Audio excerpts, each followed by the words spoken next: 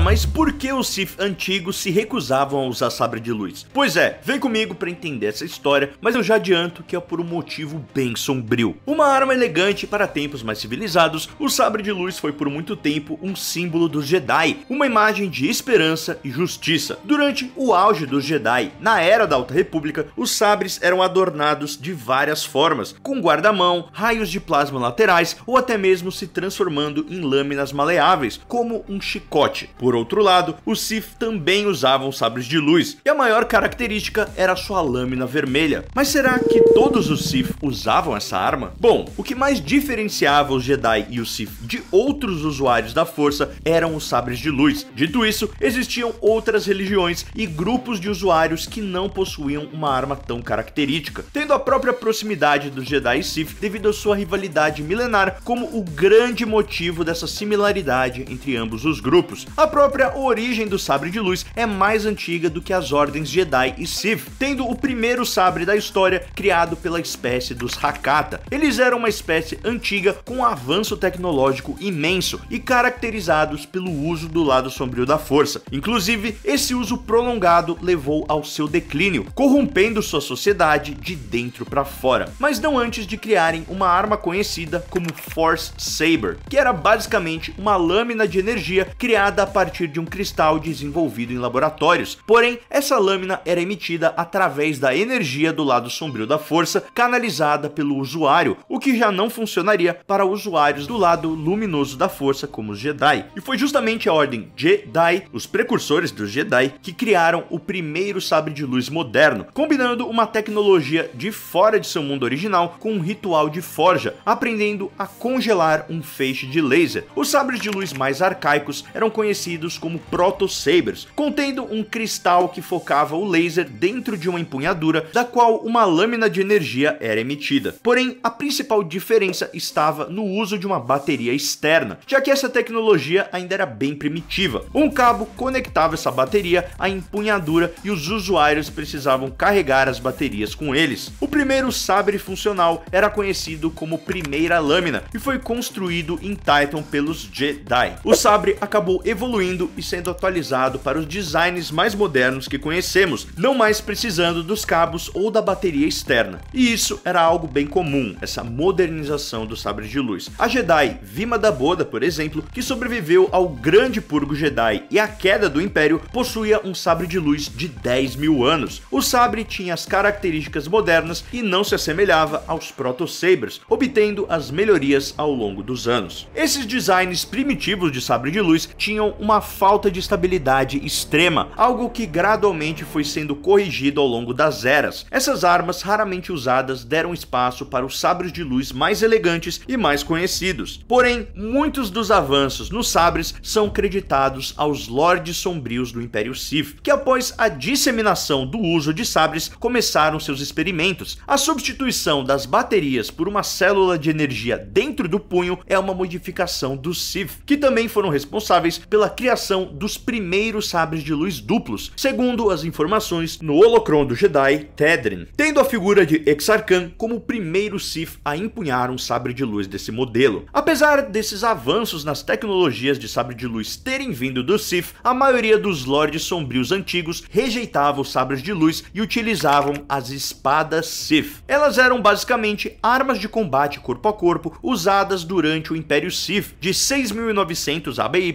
até aproximadamente 5.000 ABY. E o motivo para isso era um tanto quanto cruel. Por ser uma arma cuja lâmina é feita basicamente de energia e calor, os ferimentos causados pelos sabres de luz são cauterizados instantaneamente, não havendo o derramamento de sangue. No ponto de vista Jedi, isso era uma característica excelente, visto que não havia um sofrimento tão grande por parte de quem era ferido pelo sabre, e havia inclusive chances maiores de recuperação. Mas para os antigos Lord Sith, isso não funcionava. Eles queriam ver o sofrimento, a dor, o sangue, queriam sentir a vida de seus oponentes se esvaindo. E apesar de sua estética arcaica, devido às alterações feitas por meio da alquimia Sith, essas espadas eram capazes de bloquear os ataques de sabre de luz, bem como desviar e direcionar os tiros de blaster da mesma forma que um sabre de luz faria. Além disso, as propriedades magnéticas dessa arma, combinadas com sua atração pelo lado negro da força, fizeram com que ela reagisse de maneira incomum às descargas de raio da força. A lâmina atrairia e absorveria a energia, armazenando-a como um capacitor elétrico até que a lâmina fizesse contato com outro objeto físico, fazendo com que toda essa carga e essa energia elétrica fosse amplificada e então descarregada, com um efeito extremamente devastador.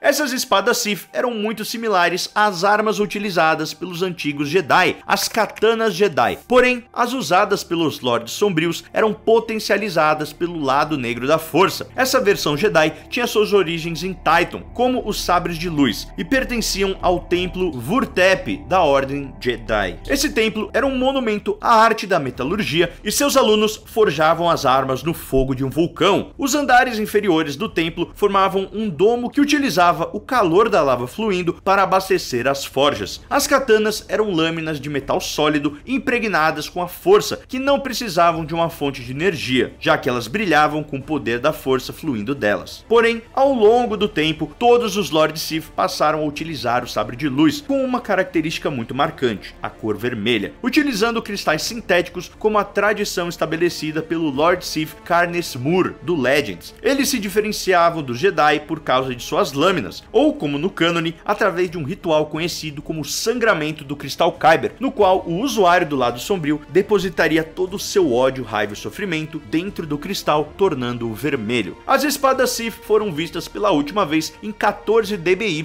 quando Tavion Axmis, possuído pelo fantasma da força de Marka Ragnos, soltou a espada que estava escondida dentro do cetro de Ragnos contra Jaden Korr. A espada Sith brilhou com a energia do lado sombrio, enquanto Marka Ragnos lutava contra Jaden Korr, terminando com a derrota de Marka Ragnos com a destruição da espada e do cetro. Quaisquer exemplos remanescentes das espadas Sith na grande galáxia de Star Wars persistem como meras curiosidades históricas, relíquias arcaicas de uma civilização morta e sua cultura extinta. E já que o assunto é esse, que tal desbravar a nossa playlist completa sobre o Sith, ou então descobrir se Darth Vader realmente precisava de uma capa? Tenho certeza que você vai curtir. Por hoje é isso, te vejo no próximo vídeo e this is the way.